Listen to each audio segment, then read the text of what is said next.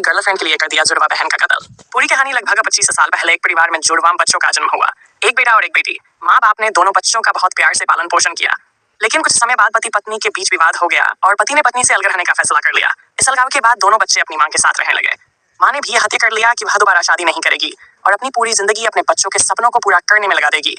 वह दिन रात मेहनत करती थी, एक निजी कंपनी में नौकरी करती और साथ साथ अपने बच्चों की पढ़ाई का पूरा ध्यान रखती। समय बीता गया और दोनों बच्चे बड़े हो गए। पढ़ाई में दोनों बहुत अच्छे थे। बेटे हार्दिक ने बीटेक किया और बेटी हिमशिखा ने बीबीए के बाद एमबीए किया। बाद में दोनों को अच्छी नौकरी मिल गई। हार्दिक गुरुग्राम में एक बड़ी कंपनी में काम करने लगा और हिमशिखा भी एक आईटी कंपनी में नौकरी करने लगी। माँ को लगने लगा कि उसकी मेहनत रंग लाई है, लेकिन सोशल मीडिया के इस दौर में हार्दिक की सोच बदलने लगी। उसने अपनी नौकरी छोड़ने का फैसला किया और यूट्यूबर बनने की ठान ली। ब्लॉगिंग करने लगा और उसकी बहन हिमशिखा भी कई वीडियो में उसका साथ देने लगी। इसी दौरान एक दिन इंस्टाग्राम चलाते हुए हार्दिक की मुलाकात पुणे की एक लड़की से हुई।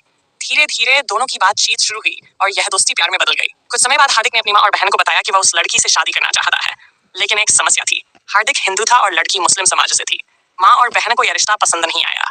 खासकर उसकी बहन हिमशिखा ने इसका विरोध किया और कहा कि वह लड़की इस घर में कभी नहीं आएगी। यहीं से भाई बहन के बीच तनाव शुरू हो गया। कुछ समय बाद हार्दिक और उस लड़की का ब्रेकअप भी हो गया, लेकिन हार्दिक के मन में अपनी बहन और माँ के प्रति गुस्सा भर गया था। मार्च 2019 में होली का त्योहार आने वाला था। हार्दिक गुरुग्राम से मुरादाबाद अपने घर आया था कि परिवार के साथ होली मना सके।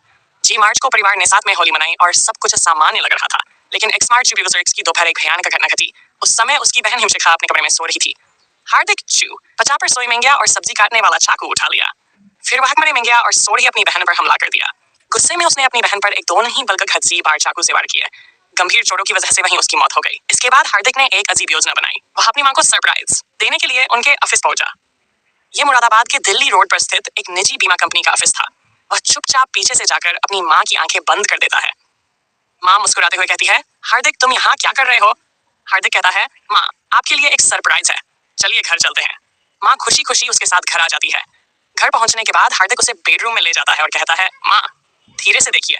जैसे ही माँ ने कंबल हटाया, उसने अपनी बेटी हिमशिखा को खून से लथपथ देखा। ये देखकर माँ चीख उठी। उसी समय हार्दिक के हाथ में चाकू था।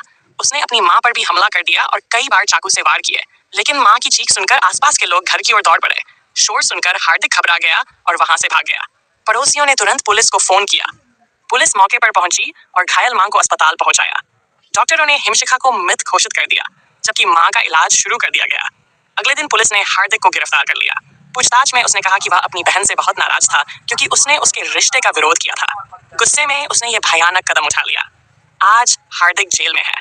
एक माँ जिसने अपने बच्चों के लिए पूरी जिंदगी मेहनत की, आज वही माँ अपनी बेटी को खो चुकी है और उसका बेटा सलाखों के पीछे है।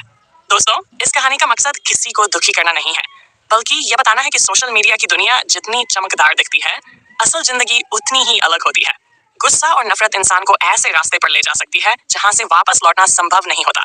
इसलिए जीवन में हमेशा धैर्य और समझदारी से फैसले लेना बहुत जरूरी है। जय हिंद, जय भारत।